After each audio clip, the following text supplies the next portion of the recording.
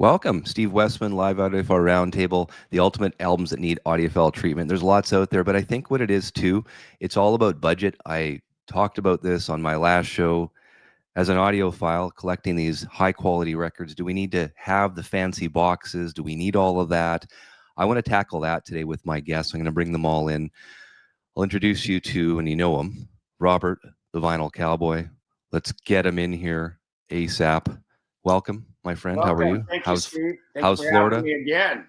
Welcome. We've got two other guests. And now this is the thing. We've got two other guests who have never been on the Audiophile Roundtable. They're fans of the show, watch the show. At least they tell me they do. And they've reached out and we have them on. It's going to be exciting today. But getting back to it, I think it's budget as an audiophile going forward and being more selective as well. So today we're going to talk about some of the albums I think need audiophile treatment, but do they need the box? Do they need all this Neotech vinyl? Do they need the Clarity vinyl? Do they need it on 45 RPM? That is what I really want to touch upon today. More like, hey, if you have something like the Rhino Reserve, which is a $40 record, all analog, right? Most of these records. I mean, is this what we're looking for? The $40 to $60 type of record? Is that what we need to be talking about today? Let's talk about that. I'm going to bring in another fan of the show, brand new to the roundtable, Mr. Christopher Chouinard. You've seen him comment on the show many times. How are you? How you doing? Great, fantastic. I want to introduce the folks. So you have a YouTube channel that you just started. Here it is right here. Let me bring it up. The AV Room, Christopher Chouinard. So check it out. He did the Buckingham Nicks Rhino Hi-Fi Fidelity colored vinyl. Yeah, comparison. that one's done. That's like the rest of them are nobody's watching. Yeah. But that one, Buckingham Nicks, it hit 2,500. Congratulations there. That's awesome. Yeah. So you heard my intro. We have one more guest, but just so everyone is watching knows, and you guys as panelists know, I want more audiophile. I want the audiophile treatment, a lot of records that are not from 1955, 1960, 1965, because the baby boomer generation, and I have a chart I can show everyone too about the population declining, where the money's going to go. I also have a chart I want to show everyone, like the best-selling vinyl records of 2024, and look at the artists, so we can sort of look at the demographic there moving forward. And I mean, this isn't rocket science, so we know that all these executives at the big labels know all this stuff, but it's good to put it out there, right? Fourth guest on the Audiophile Roundtable, he's a fellow Canadian, guys. These Canadians are nice, huh? His name is Martin Strong. He's been a fixture on Vancouver rock radio since the 1980s, co-host of the very popular Bro Jake morning show. And I know Bro Jake from Winnipeg. Hey, it's me, the champ. So I know Martin's really laughing when he hears that one right now. He was on there for the Vancouver's Rock 101 for 12 years in the early 2000s. And then he, in the late 90s, he was on CBC radio across the country on a show called Radio Shangri-La, where he was a character named Marty Beaumont, and he spun swinging cocktail lounge music and exotica from the fictional Tiki Lounge in the Monarch Hotel. Cool.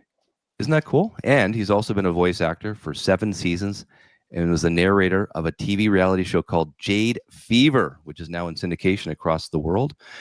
Martin's an avid collector of records. He loves talking about his record collection. He's interviewed a ton of artists over the years, and he's also from Vancouver himself. Let's bring him in. Martin Strong. Wow, Hi, that was quite the introduction, right? I mean, whoa. Seemed very written, but yeah, no, go. Great to be here. I'm so glad to be here. I watch your show all the time. Thank you. I got tired of yelling at the TV.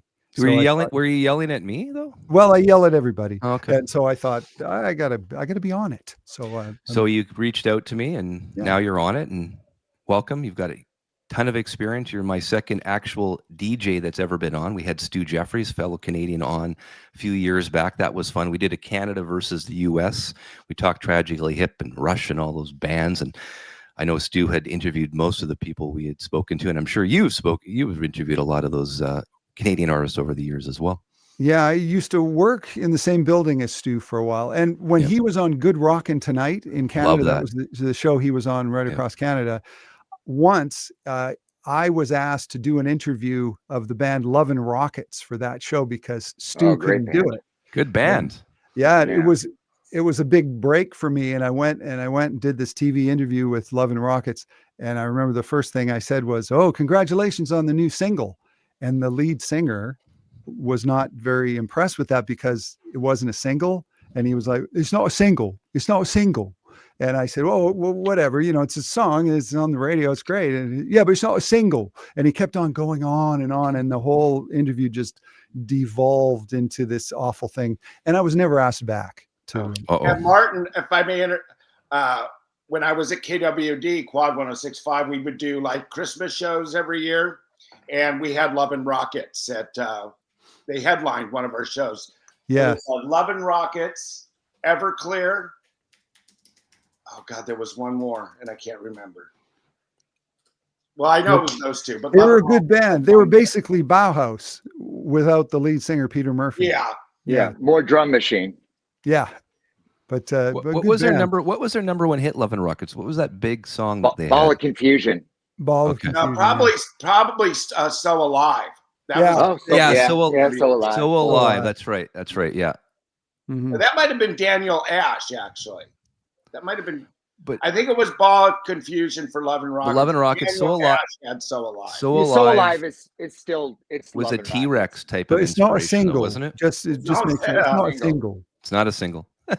So do you guys? I mean, today, ultimate albums that need the audiophile treatment. I think I sort of prefaced the show by saying it's all going to be price point going forward. I think Rhino Reserve has really nailed it with the price point, getting back to what Acoustic Sounds did or Analog Productions did with their Atlantic 75 series, going, if they were doing 45 RPM, doing in the $60 record as well. Is the box dead? Is the audiophile premium box dead? I mean, I want to talk about that today, and I want to get everyone's picks on stuff that you want to see going forward as well to get the so-called audiophile treatment, and then maybe define what we really, truly think the audiophile treatment is. Is it just because it has a fancy box? It has to be an audiophile? So a couple questions there. I'm going to start with Martin. Mm-hmm. Thoughts on that? I'm the whole box thing is I'm so over that. It's space, baby. It's space. It takes up too much space. And I am impressed at the people who do good represses. Like I brought this one because it sort of leads me, maybe I'll get to it later, to an album that I think should be audio-filed. But this was a re-release that came out earlier in the year. It's the Soft Boys, Underwater Moonlight. Can't see this is Robin Hitchcock and the Soft Boys. And it came out on Robin Hitchcock's little label. He's based in Nashville on Tiny Ghost Records. And it sounds great. Like this is a very, it's got a sort of a strident sound to it. It's not the richest sound, but it's a great album and it sounds amazing. And it was only like $35 to buy in the store. A little bit more in Canada, $43 in the store. But here's another thing. Here's another thing too, Martin, about audiophile. I mean, is it really matter if it sounds good? Does it matter if it's from the digital file or from the AAA tapes? Are we at a point now where if it sounds good, just play the effing thing and shut up? Yeah, I don't really care. To me, it sounds good or it doesn't sound good.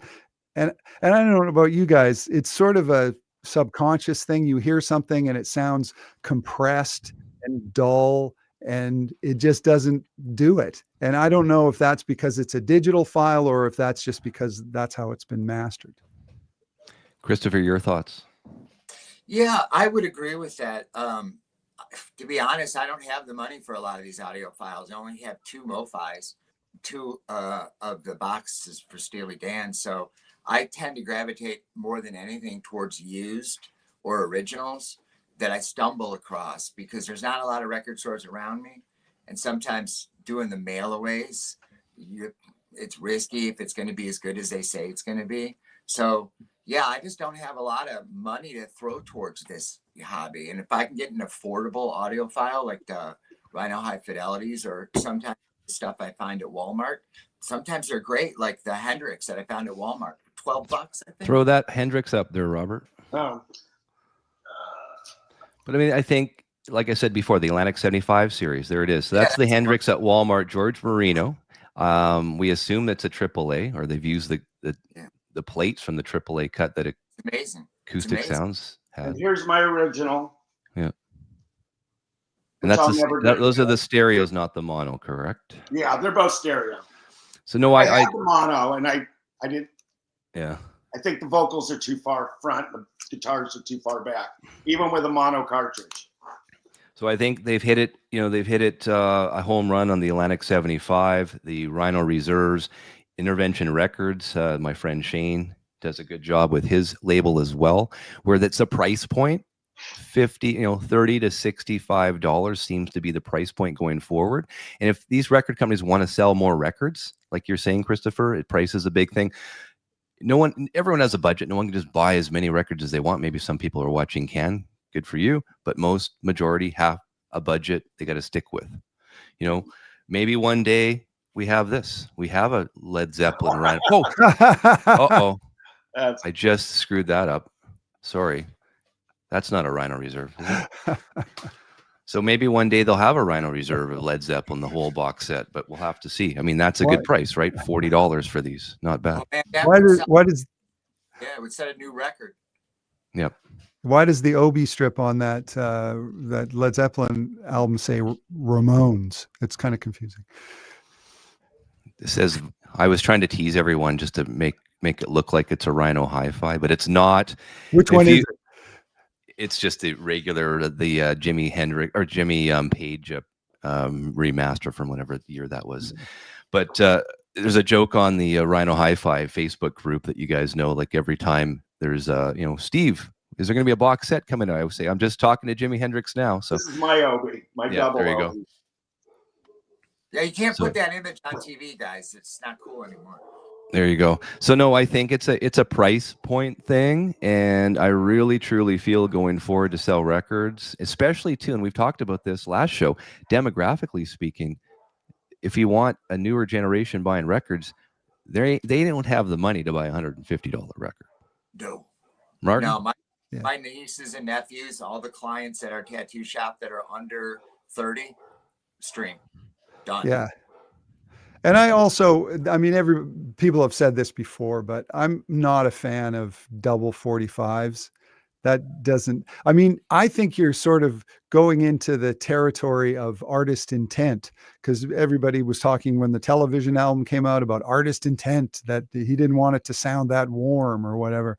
I think in a lot of ways, when you take a classic album, that's one piece of vinyl and turn it into 4 sides, to me, that changes the whole thing. And I'm not a big fan of that. It's very rarely kind of wean myself off of it myself. I'm actually getting into 45s. I was never really a collector of many, and now I'm aggressively looking for them. So, Kay, my question to you, why aggressively looking for 45 RPM albums? Why is that? To me, it just brings, so many of like the current Rhino High Fidelities, the Fleetwood Mac and the Buckingham Nicks, to me, were phenomenal. But I got the ones with the 7 inches, and then I listened to the 7 inches last, and at least on my system, to my ears, it was even better than some of the Rhino High Fidelity standard release. The 7 inch at 45, one song with that wider breadth, grooves, and whatever Kevin did, I'm telling you, if I come across 45s, I buy them. Yeah. Robert, 45s? Yeah, like I said, I'm kind of weaning off. Like the Doors, LA Woman, I have the 45. I have the, it sounds so good. I'm not going to get rid of that. But kind of going to what you're saying, I think people don't care about the sizzle. They want the steak.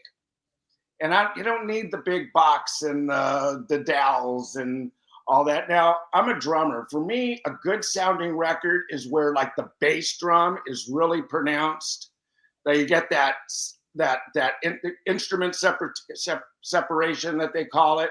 When the drums are muddy and just kind of in there, but when you can really hear that, and Kevin Gray, I think, does it better, can hit that bass drum better than any master. Well, maybe Robert Ludwig, but to hit that and hear that clear drums and snare and have that nice dry snare sound and the thing. It's, you know, that to me is a really good sounding record. I don't care about all the non, I just want a good sounding record. Now, sometimes with the 45s, you're going to get probably the best sounding version of that record. But then also I'm a collector, so I'm not going to ever get rid of my Doors, my original Doors album as well. But I think that's what, especially with money, and you want a good. There's nothing. And I was talking to Steve about this the other day. I know. I bought that Gypsy album, not to rally against Kevin Gray, but Steve and I talked about this. But I got this, and there's just no low end at all, and just really disappointed in that. Well, for me, the 45 RPM, it's about flow, right? It's especially if you know the record, and we've talked about this a million times. Could you imagine the Beatles' Abbey Road on 45 RPM? That would crush me. Well, some just you can't do it. You just don't, you know. Yeah, no, and I get album continuity. I get that, and for some things, I don't want it on 45, but for the rare thing, the collectible thing that I love more than anything, I'll look for the 45. But purely for just wanting to enjoy the music and listen to it, doesn't have to be the fancy boxes. It can be from the analog tapes, 33 RPM, you know, cut it, pressed at RTI or pressed at optimal the way, or pressed at fidelity the way Rhino Reserve's doing with, you know, the master engineers that we have today, 30, 40, 50 bucks all day long. That would sell records. Christopher, when you're talking 45, are you talking about collecting the double 45 records or 45 singles? Not really singles.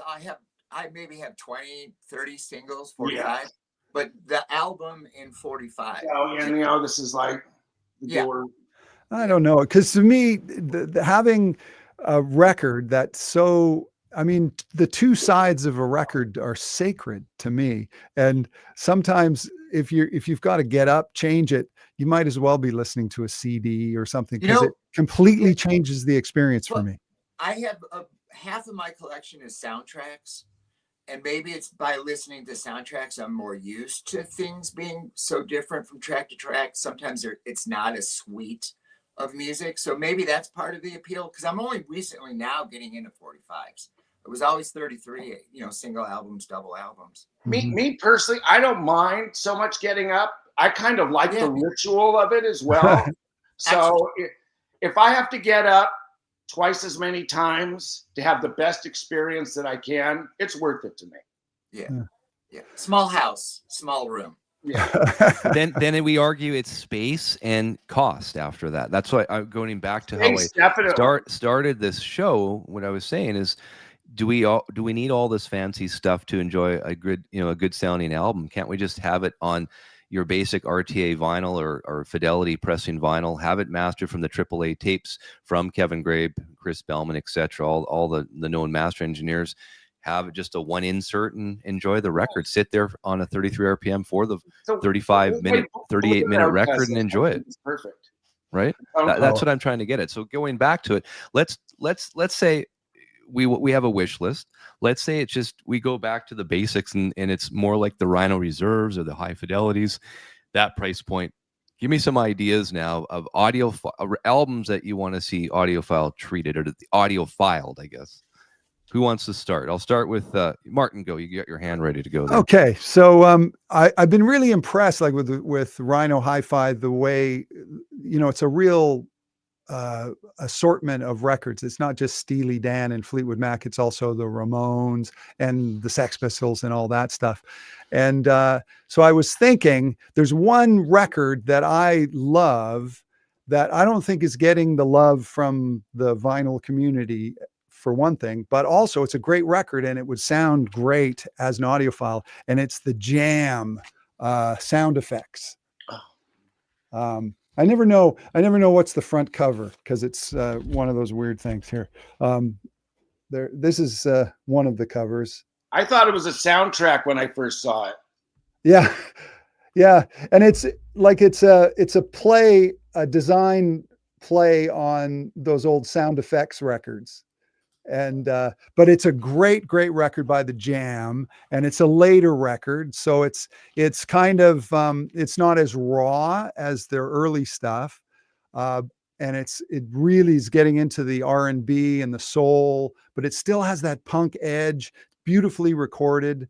It's got the song Start, which has I'll call it an homage, not a ripoff, the bass line from Taxman on it. But it's a great record, and I think this one, I guess I should do that. This one should be re-released. I'm a huge Style Council fan. I love the Style Council. Yeah, that's the band that Paul Weller did after. Great stuff. And there's probably some good stuff there too. But I think the Jam sound effects is one I'd like to see. Does everyone agree with me though that, I mean, I know 45 is supposed to have superior sound, but it's about cost, right? I'm trying to say great sounding albums, audiophile, not at $150. Let's just strip it all down. So something like that, Martin, 33 RPM, you're fine with, just a refresh, remastered by some of the great mastering engineers today.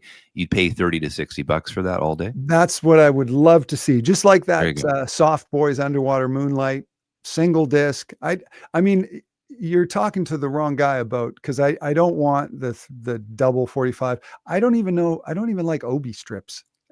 To me, it's like a nostalgic thing. I want it to be like an old record that I used to have. And so, yeah, I'm all about, like, I would be disappointed if that came out as a double 45. I just like a reasonably. Would you buy it? I don't know. I don't know if it was like a in a box, probably not, but I don't know. Yeah, it's hard to say. So the Atlantic 75, I like they're 45 RPM. That's a pretty good, decent price point. We've heard a lot of great things about those. That's anywhere, I think that's $60. I think Scott Wheeler put that up there. Here, hang on. Pretty sure, yeah, Atlantic 75 was 60 and it's 45 RPM. So my point being, I think I mentioned that's the price point. Anywhere from $30 to $60, 33 or 45. The point is, maybe you have a preference of 45 RPM versus 33. I personally don't like the track listing to be interrupted. So I like it just the way I've always known that album. That seems sacred to me. The track listing is sacred. That 20 or so minutes of vinyl to me is sacred. Okay, Robert, what did you bring for It Needs to Be Audiophile? Duh. Yes. Well, it's already a good sounding record, but it's hard to find. It's not been in print for a while. It's one of those albums where the drums are really, the original already sounds really good. The bass on there, but it's a rare record to find, and we're getting more, stuff closer to the 90s. And I would say, love it. There you great go. Album. Hang on. Tell us about it. Such a great album. As Josh would say, bass for days. But to find an original is pretty rare. And so many audiophiles always talk about Bjork and how great, her solo work is. But it all started with this album, Life's Too Good. And getting more into the 90s. And just needs to be reissued, for God's sakes. But such a good record. Yeah. I remember when I first heard the song, I think it was Birthday, right? Yeah. And it was so new. I saw on MTV, and I saw that video. I said, I am getting that record. Yeah. Yeah. Would be Sugarcubes. Life's Too Good. Yeah. I used to have an original Canadian copy of that. And in the mists of time, it's gone. Apparently, Sugarcubes is a great choice. Originals are not rare in the UK. 20 pounds. Spin the black circle. Now that he put it up there, it won't be. Go to Discogs. Yeah, and I worked. I'll never sell that. I'll never sell that record. I worked at a record store when a lot of that stuff was coming out, and we just got CDs. We didn't even get vinyl. So a lot of us that loved it, listened to it, are looking for the vinyl now, and you can't find it. Mm-hmm. Yeah, I bet you guys have the same thing. Did you go through a thing in the 90s where you sold a bunch of your records? And now I've got a lot of them back. I found them and bought them and stuff, but there's a few that I really miss, and that's one of them. And I remember it had a promo silver promo or gold Ah. promo stamp on it. And I just think about that all the Yeah, time. this one is super, super clean. Super, super clean. Yeah, that's funny. Well, Martin, I'm a hoarder, so I don't. I had all my records just stored in Rubbermaid bins for years in my garage or in my basement. So no, I have everything still. Yeah. I got rid of a few of them, but not all of them. So I was lucky, but at the same time, I got rid of some. Well, Martin, being in radio, we used to get CD promos, get CDs all the time. I handled promotions for KWD, and every time we added a single, we would request 25 CDs and 25 cassettes. We still got cassettes back then. Right. And about every Thursday or so, in front of my door would be boxes of CDs that I put in the prize closet. And stuff I remember when I first started in radio in the early 80s. Mm-hmm. I started at a station in Vancouver called Fox. And I was just kind of going in during the day. I was working all nights, and I was during the day, and the music director's office was the door was closed, and there was a bunch of albums on the floor, like a ton of albums. And I said to the guy, Daryl Bear, was the guy. I said, "What are those albums doing on the floor?" And he said, "Oh, those are the giveaways. You can take those. Those are the ones they don't want." Oh. And I said, I can just take those records. Take them, take whatever you want. And then I just knew I was in the right industry when that happened. It was the most exciting day of my life. So I think this Chasing Records here, he says Rhino really messed over the market when they started doing their reserve series for less than $40. Great cardstock and outer sleeves and pressings. Yeah, I don't think anyone disagree there. And if you're getting a Matt Luthen's master, you're getting an all tube cut, all valve cut from the mastering lab. So you're getting Doug Sax's old equipment. So you're getting it all tube. So something like Giant Steps or Tango in the Night are all tube. Amazing stuff, guys. Yeah. Can't wait for Warren Zevon, Excitable Boy. That's coming out in a month, I think. And I think that one was a MoFi release not long back, if I'm not mistaken. It was, you can correct me if I'm wrong, which I did buy. So that we've come a long way since the COVID vinyl, I think, surge. I think we've learned a lot over the last 5 years in terms of costs. I really, just from the texts I get from viewers, I think where the price point is, it's the Rhino Reserve $30 record, Rhino Hi-Fi, or the Atlantic 75. It's that $30 to $60 price range if you want 33 or if you want 45. I think that's where we need to see this. Get rid of the big, thick boxes.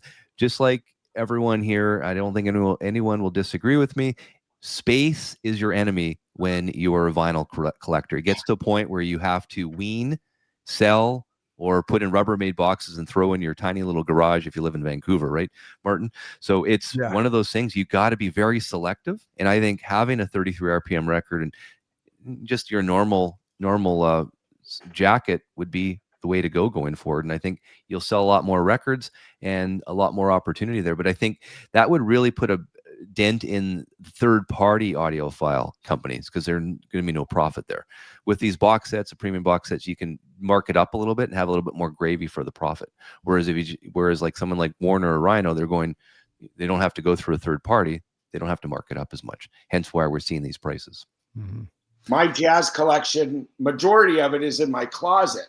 So I'm at the point now where, do I buy this shirt or will it fit in my closet because all my jazz records are. So case in point, original jazz classics, right? You got this AAA cut, Bill Evans trio. That's all you need. Right? This is all you need. You can still get this readily available on Amazon. I think it's $40. Kevin Gray from the Analog Tapes. Yep. Great record. It's all you need. Mm-hmm. Don't anything. This is what I'm talking. I know, Martin, you probably don't want the fancy Obi strip there, but again, hey, I don't want to be a whiner let's about cut that. costs and just get rid of the Obi strip. But yeah, this is fantastic sounding record. Christopher, what did you bring? Your audiophile albums that need an audiophile treatment. What do we got? So this is kind of to what we're speaking of. A lot of the 90s stuff that's popular right now is Simply Red Stars from I was going to bring that one. You beat it. Yeah, it's mastered by Bernie Grundman. There was a repress in 2016, but it's got a reputation for being noisy. But this original, I got off of Discogs, actively seeking out to replace the stuff I got rid of. And this gets a lot of play. It's great. Wow. When did that come out? 91, the original. This one, 91 that's the one you want to find. So if they could do it on the reserves, that would sell like hotcakes. Yeah, it's one of their most loved albums. Just got real groove to it. Some of them have been remixed by rappers and stuff. So, yeah. Here, Thomas was asking me about this is Because Sound Matters. This is Levi Seitz cut from the digital file. How does it sound compared to my original, which I have? This one is a little, I think it was really recorded or mixed bright to begin with. So even the original is very bright, but Levi's is a little less bright, if that makes sense, and way more bass, and vocals are very dynamic and clear as well compared to my original Purple Rain. And of course, this is the packaging, right? I think this is what, $99 on their website. You got the box here, and that's a good size. Yeah, and then you got, of course, the gatefold, and it comes with a poster that I won't open up, but I'm sure you guys know the poster. And I think this is $100. So this is a digital Levi Seitz cut. So a little bit less bright than the original. I think it's the Bernie Grundman cut. I know Michael Fremer on his Tracking Angle website gave it a 10 out of 10 for sound. Wow. It does sound really good.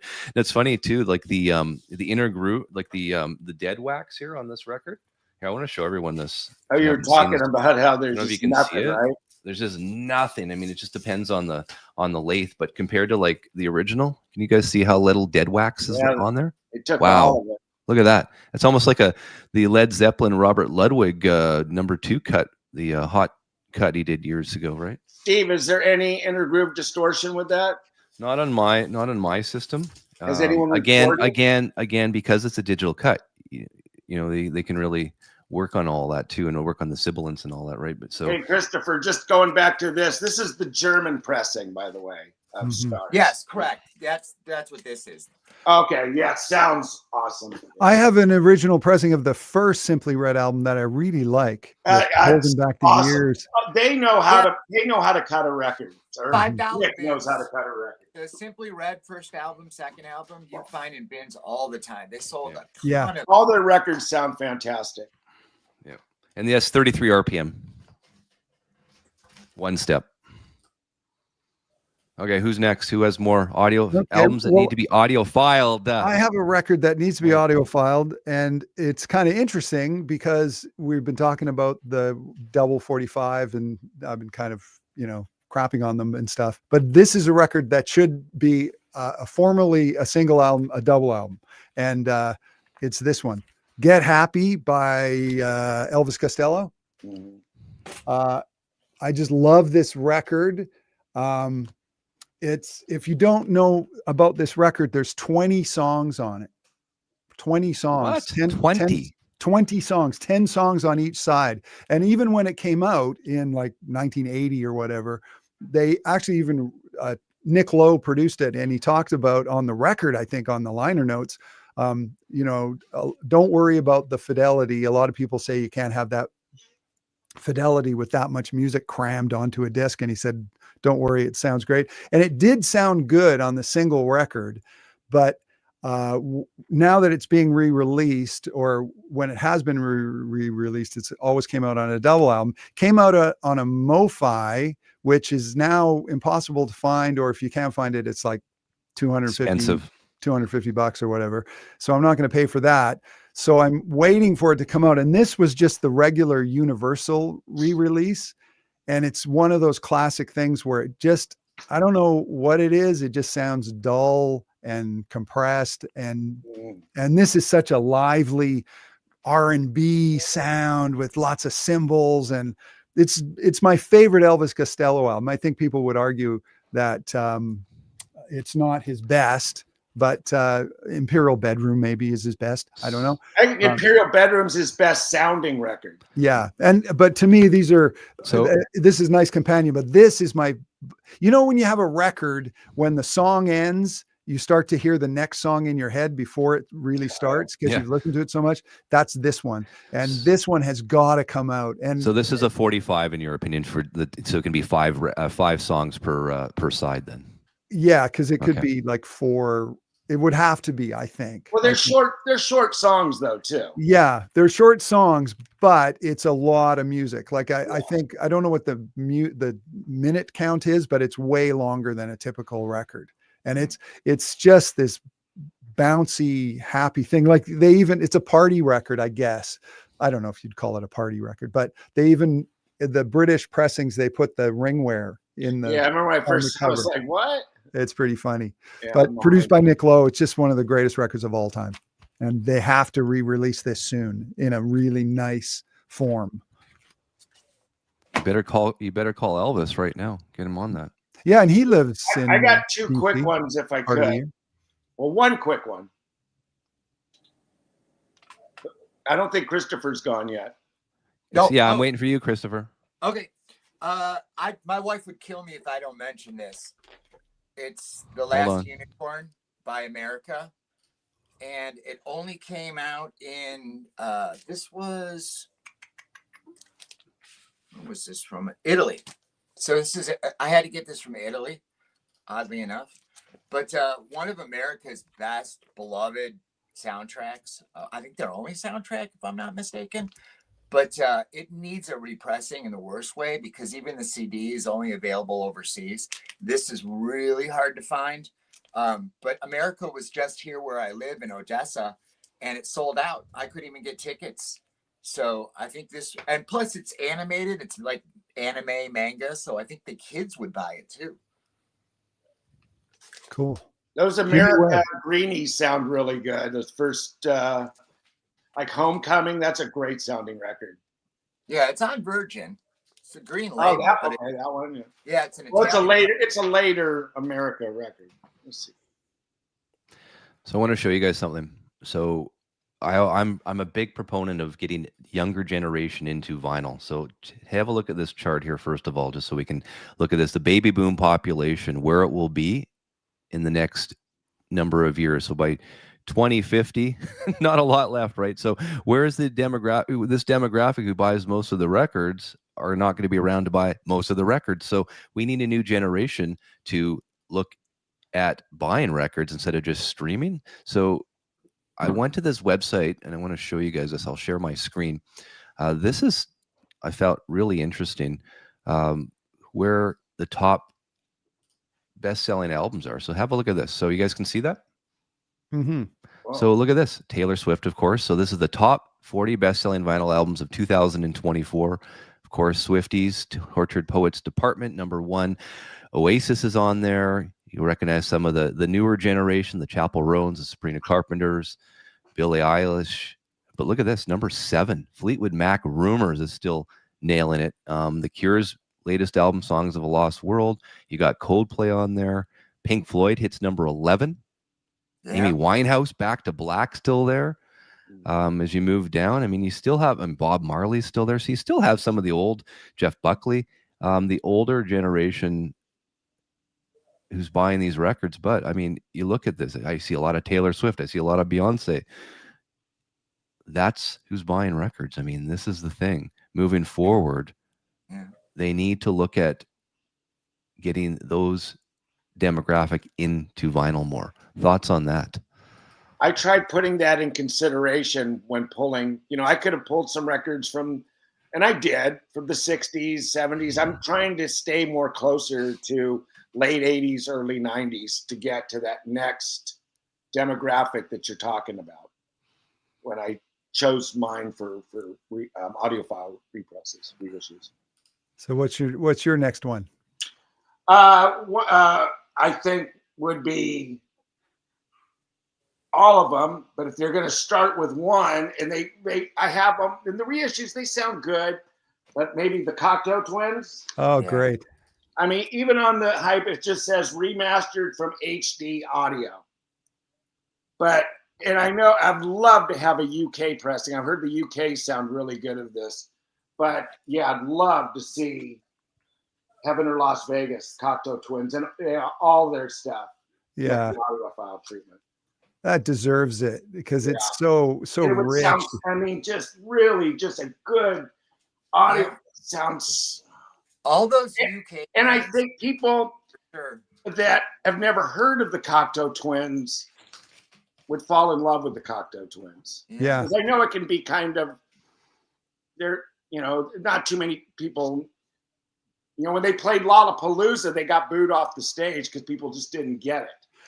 Yeah, but nowadays the kids, I have a daughter who's 25, Yeah. and she loves that kind of. Both of my daughters do as well. Mine's Whatever- I have however you wanna 29 and describe 20, and they both love the Cocteau. So I think, you know, speaking of getting young people into the music, you need to find stuff like that. Mm-hmm. I have something that it's you may disagree with in terms of finding young people to get into the music, and it's the Louvin brothers. Everybody knows this one, but this is Satan is real. Satan is Real by the Louvin brothers, but this isn't the one that I think should be re-released. I've seen that record. What kind of music is that? I've seen They're country music. It's classic country music. It's like the band that the Everly Brothers were trying to sound like. It was two brothers. If you're wondering, find the song "Don't Laugh" by the Louvin Brothers. Okay. And the harmonies are great. It's energetic. It's just great country music. And I've kind of gone down a rabbit hole in the last few years of country music. And this album by the Louvin Brothers, this came out on Light in the Attic a few years ago. It's now out of print. Louvin Brothers. Right. The Louvin Brothers. And it's got a song that Nirvana did on this album. Which one is it? My daddy was in the Marine Corps with the Everly Brothers at Camp Pendleton. Wow. Yeah, and they do "In the Pines" in this song that Nirvana did.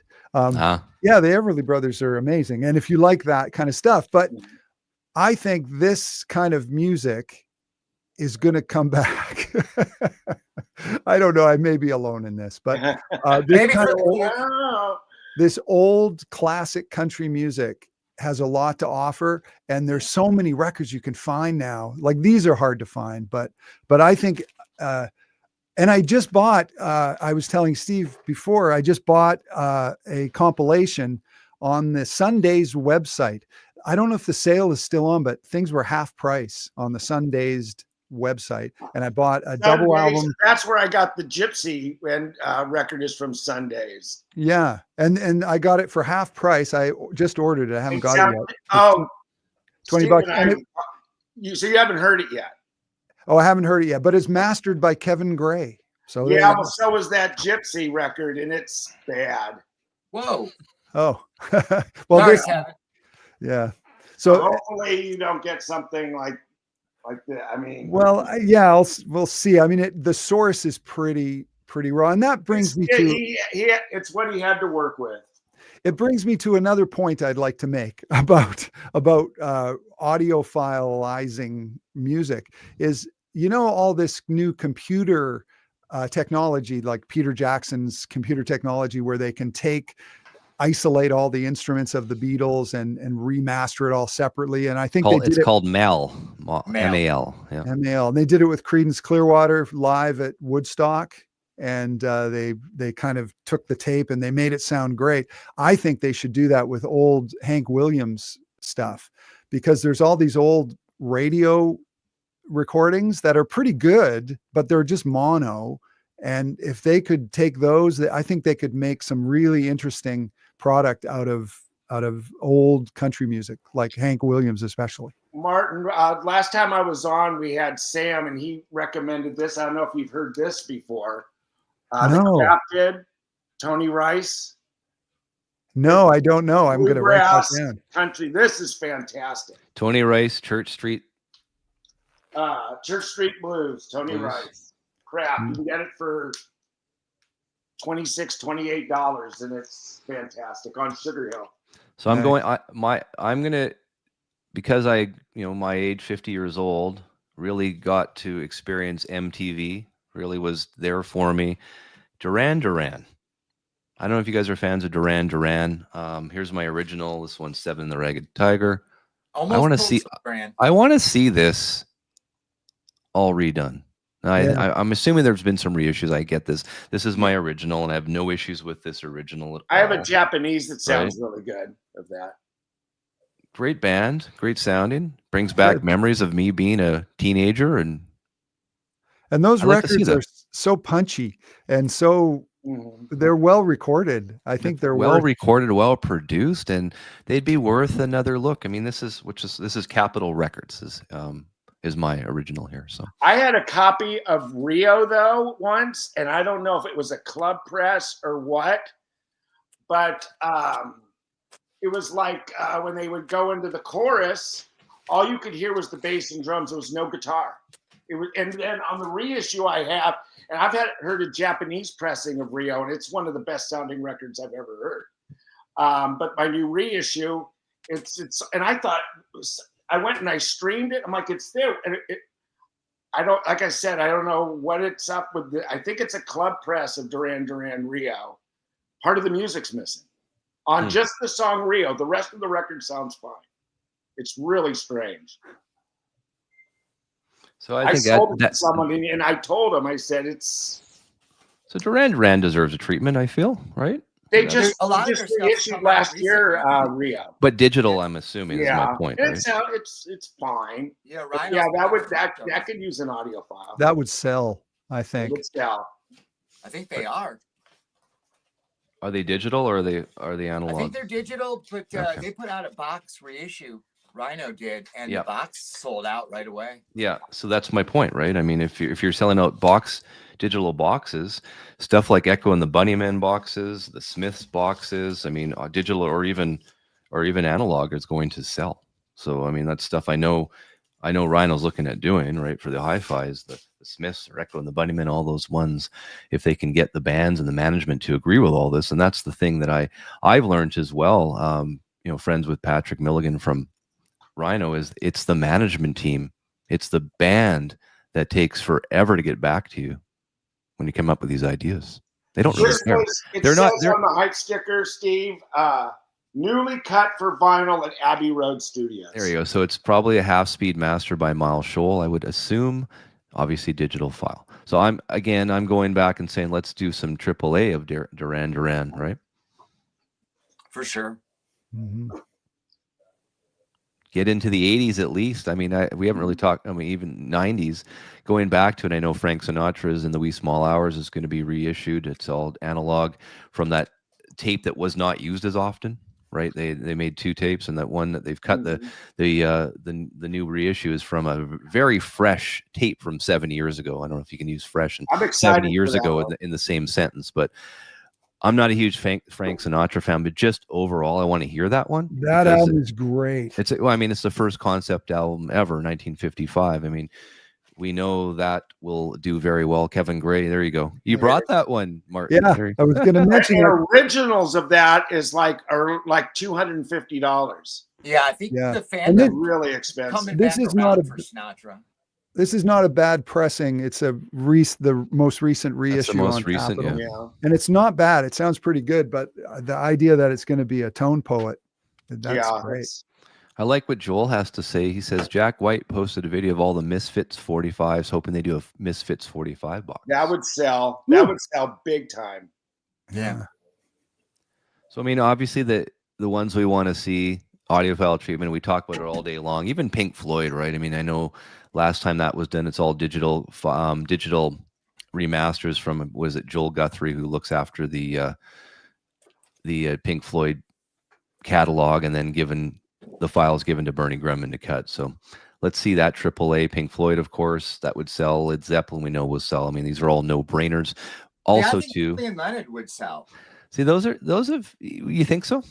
I think so, because of the Beatles and the young kids. I was talking about this album at work, and they didn't even know who Julian Leonard Lexicon was. is a great sounding record. The original sounds incredible. It's like an audiophile type of sounding record, the original. That's a cheap Heat record right there. I mean, you can usually find them in shrink for like $5 at Sure.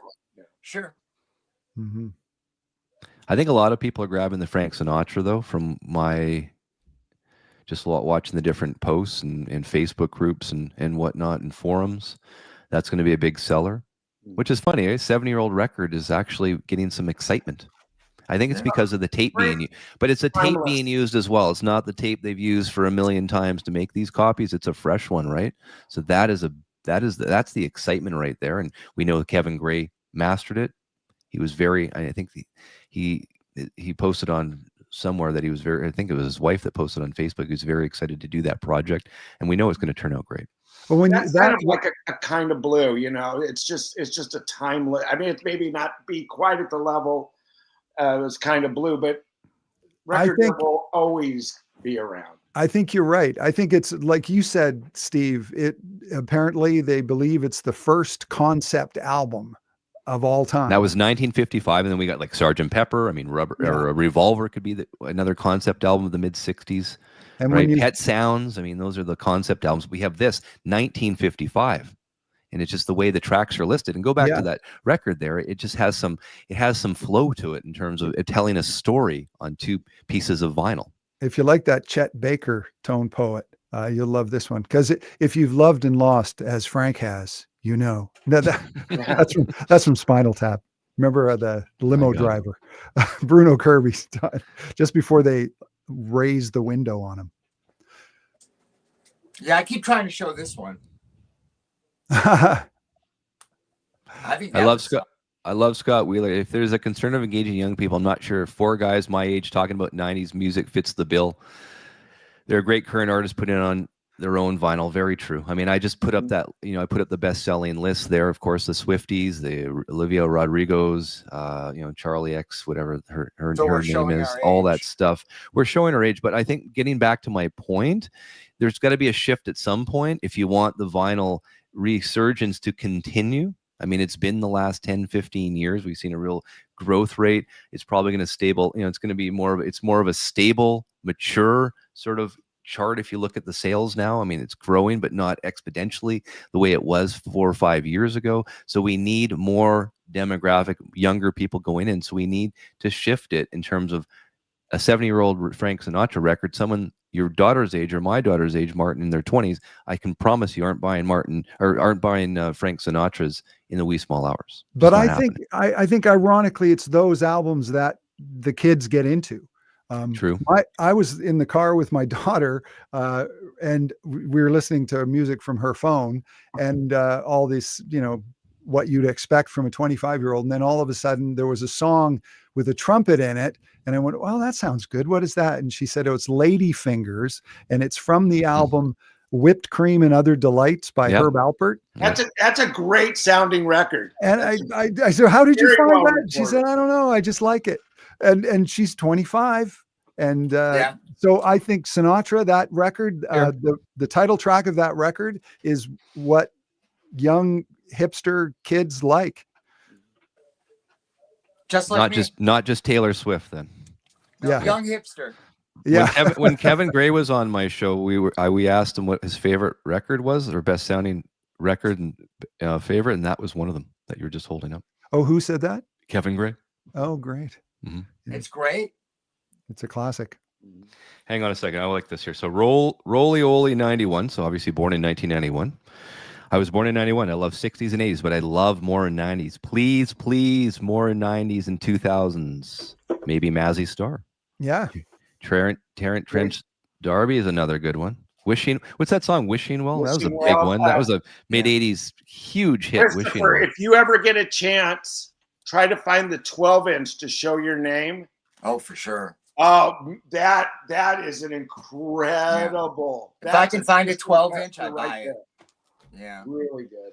Here, Dan B brings up something I want you guys can. He's a Detroit Red Wings fan. I'm sorry about that. I'm not sure why it's anyone's responsibility to keep an industry relevant. If it's doing things people like and want, it will survive and thrive. But we are consumers. Mm-hmm. The people that watch the show are consumers and have the money.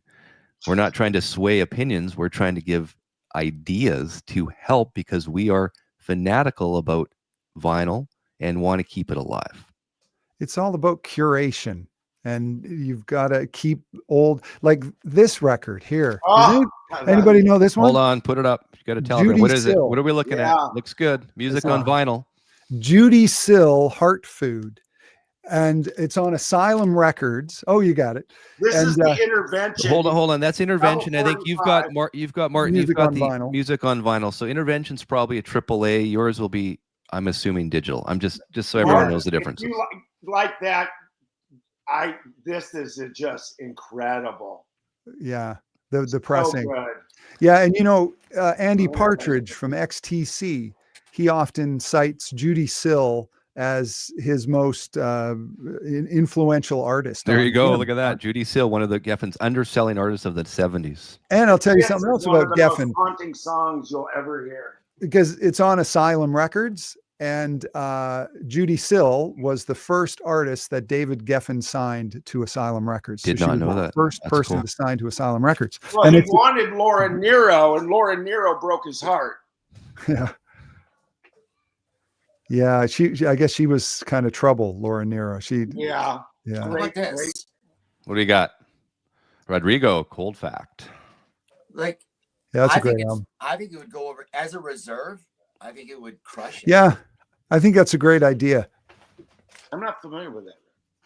Oh, he's a Detroit artist. Uh-huh. Basically, he's Detroit's Dylan. Okay, And cool. that documentary, what was the Great. name of the Something Searching Rodrigo for lost Sugarman? or searching for Sugarman. Searching for Sugarman. He was lost for years. Yeah, that's for Sugar Now, Man. this is the picture disc, but it sounds fantastic. And I know if they could remaster it, yeah. Yeah. That's cool. Yeah, no, Robert, that documentary Searching for Sugar Man is a must see. If you don't know who Rodriguez is, you love it. Oh, okay. Yeah, gave him his life back.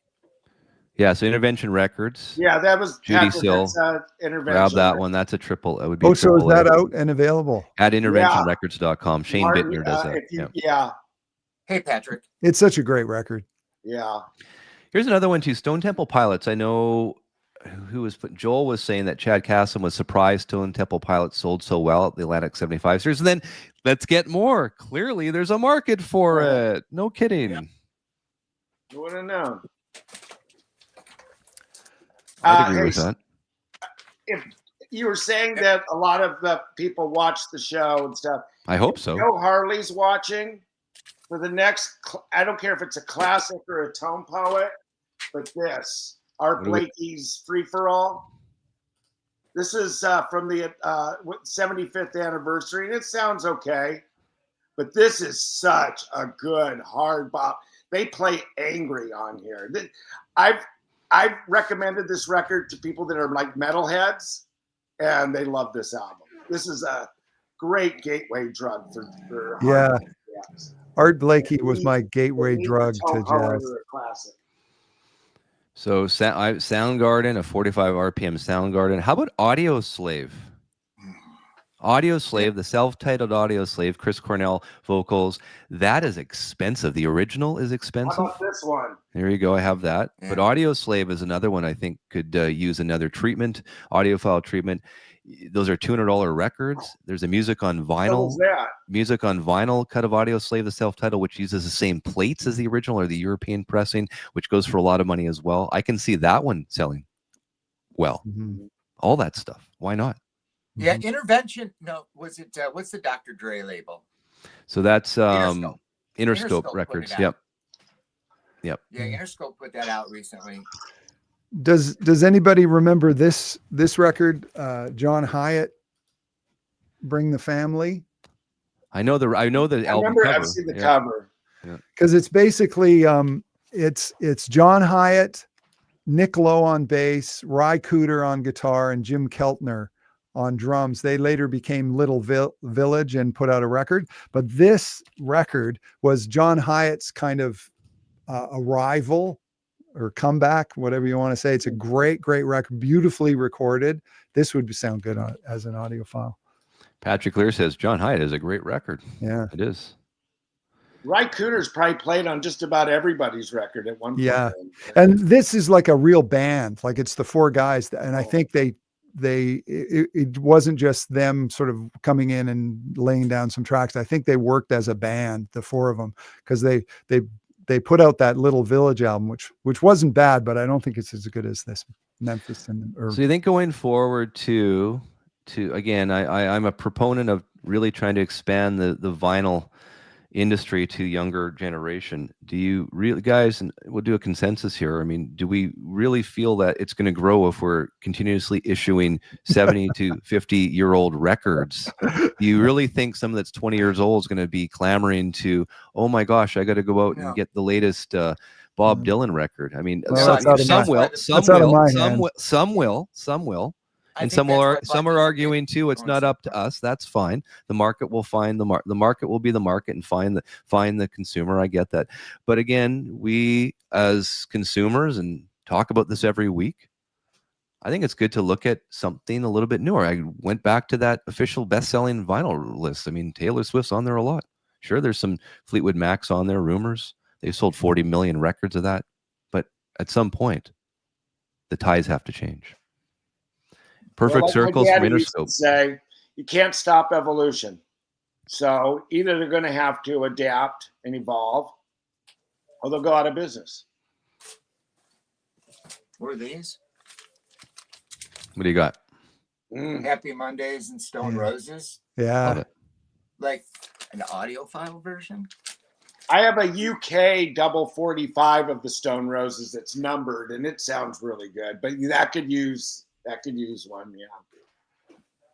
Happy Mondays as well. Okay, how about this? 90s rock has potential for people who grew up then. Well, this is the thing. It's demographic shifts. I just wanted to put this back up again. This is the baby boom population currently versus what it will be in a few more years, right? It's going down. So I don't know. So things will shift. What are you going to do?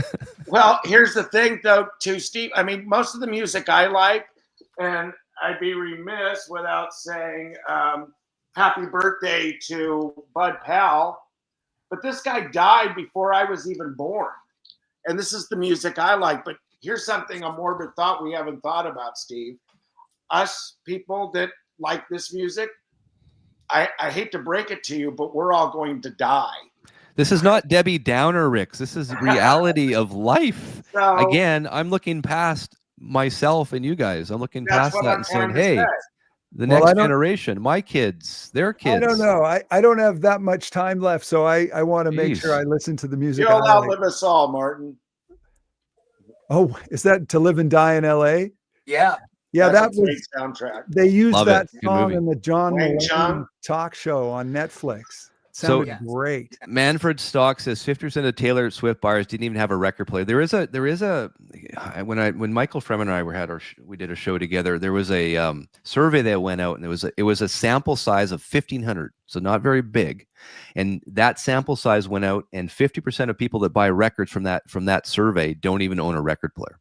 We've talked about, but again, that's a small sample size of 1,500 people. If you look at it, so I don't know how accurate that is. I mean, sure, there's some that buy these records just to collect, but most are going to buy record players. Aren't that expensive? I mean, again, you can buy, not to say people are buying Crosleys, but you see those Crosleys still sold at your local Walmart in the States, right? So, but kids are buying record players. Fluon's RT85 with the Nordafon 2M Blue. Yeah, those are even great. Though the Wow and Flutter isn't all that great. But I'm not being a Debbie Downer. I'm trying to really figure out the audiophile treatment, which albums will sell, because we get the same old stuff, and then people are complaining, oh, it's the same old stuff that's being cut again. It's the same old stuff. We need new stuff. Well, let's make a decision. Do you want the same old stuff, or do you want new stuff? And I'm trying to figure out. Let's get some new stuff in, fresh. So this is new and sounds horrible. It sounds horrible. What's horrible mean? What does that mean by horrible? That's what the kids are saying. On it. It's good. If you look at the reviews on Discogs for all the Krong Beans music, everybody says it's noisy vinyl. It's crap. Is that echo or bio vinyl? Is that what we're getting into? The difference? No bio vinyl yet for them. It's just bad. Just sounds bad. But it's a great maybe like Tame Impala. They've already got pretty good sounding records, but giving them the audiophile treatment, that's recent. Yeah. That would be good. Yeah. How about this one from the 80s? Hang on. You paid $6 for it. Yeah, no, well, Prefab Sprout. What is it? It's Prefab Sprout. Two wheels good. good. And They've re-released it just recently, but I'm not sure. This is an original pressing, obviously, because it's got the 599. I got this sealed somewhere. I don't know if the new pressings are all that great. I'm not sure. I can't say. But I think it's a beautiful sounding record. That would sound good with the Kevin Gray. Yours looks almost exactly like mine. It's got the same hype sticker. Yeah. That's funny. This is such a good record. Yeah. I don't this think is when I get scared that I'm gonna wear it out. It's so good. Jim Hunt, I don't believe you need another Bat Out of Hell. That's been No. done a million times over. I can tell you, the best Bat Out of Hell sounding SACD, it's an SACD, was the one that was mastered by Ryan Smith. Look for that one. Why is this so hard to get? What are we looking at? Yeah, there you go. Tell the folks what we're looking at. This is Danzig's first album, so Misfits got back together. Misfits are huge. Love it. This is out of print. Now this is just print it. That goes for $250. Wow. This is a boot. More. That's a picture I took. Oh, but this is a boot, and it's out of print. Nobody knows what's up. Even the boots sell for $45 to $60. Yeah, and it sounds great. I think it's a CD. It does. It does sound pretty good. But it sounds great. I just want to address something here. So Supertramp, obviously, Martin, you'll know this, being Canadian, was huge in Canada. They sold millions of records here in our country. There's the A&M Audiophile series. I own all the Supertramps on that. Now, recently, Abbey Road came out with the reissued Supertramp records that was half-speed cut by Miles Scholl. I got test pressings this summer. I reviewed them on one of my shows, and I will say that it was actually supervised by Ken Scott. Ken Scott wanted these records to sound more the way they sound in the studio. So if you listen to some of these originals, or I've got Speakers Corners, or even some of these A&M Audiophile series, the vocals are more up front. You're hearing more. It sounds like a louder record than these new reissues that Miles Scholl put out. And Scholl, and I talked to him about this, said, look, I had Ken Scott there in the studio. This is the way he wanted it. So if there's any complaints about the recent Supertramp cuts being a little bit quiet and vocals not being as loud as some of the originals, that's the reason why. They wanted it more the way it sounded when Ken Scott was in the studio producing those records. Who reissued those Supertramp records, Steve? Well, it would be, help me out with this, A&M, right? A&M Records. Yeah, but A&M Records. who did? Oh, is it A&M that did the reissue? So it's a Miles Scholl digital half-speed cut, supervised by Ken Scott, the original engineer, who, of course, if you know Ken Scott, did a heck of a job on, it would be the Beatles' White Album. He was part of that. Yeah, I've this got is another one that needs a Canadian repress. That needs Ministry. a repress. The first Ministry album. I don't think Al Jorgensen will ever let that be reissued. He hates that record. Well, he just re-recorded the whole album and really? released a new version. But it's nowhere near as good as this. Yeah. Really? I love that record. Yeah. How about this one? Yes. They did the Sex Pistols. The They Damned. did the Ramones. Yeah, Do the Damn. Strawberries would be a good one. Yeah. You know, That would be perfect for an audiophile. the one I love That's that when nobody. they start showing more of their Joy Division, kind of. That's a great. I like that record. This one is impossible to find. Yeah. And I want it I bad. love this record. Shadow of Love. What a great Yeah. song. And a lot of purists would say, well, it's kind of them. It's too Yeah. poppy. But I saw, think they before I sound great. moved to Florida, I saw the Misfits and the Damned open for them. Oh, wow. 5 years ago. Oh, Great that's show. great. I got Yeah. ejected from a bar by the Damned. Yeah. I was taking pictures and they said they didn't want pictures, even though I had a pass. So they had me ejected. And I have photos of them pointing right at me. That guy.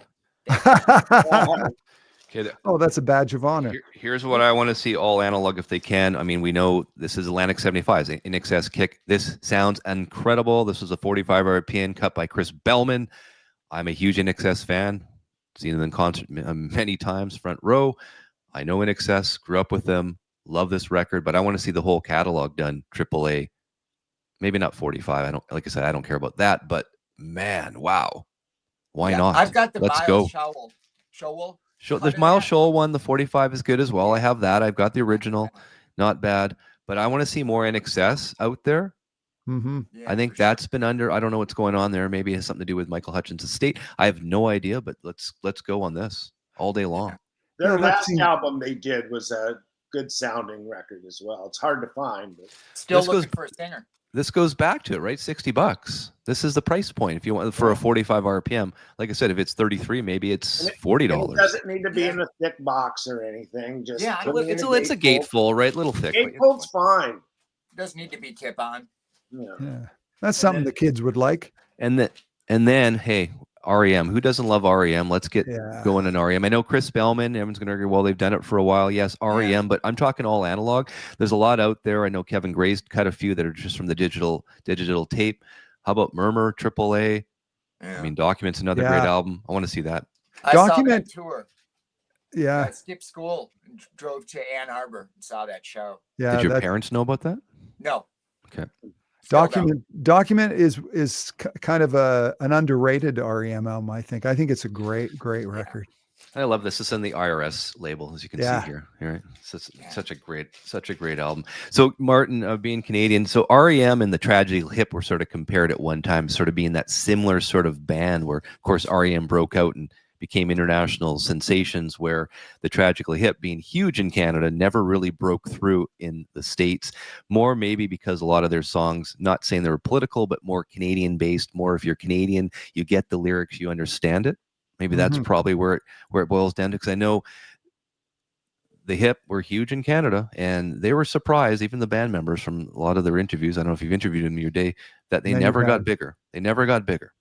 But I think that's the reason, because it was too Canadiana for the Americans. Yeah, the documentary, it's on Prime in Canada, so I don't know if you can get it in the US, but there's a great documentary about the band, and they were getting kind of sick of hearing that from people.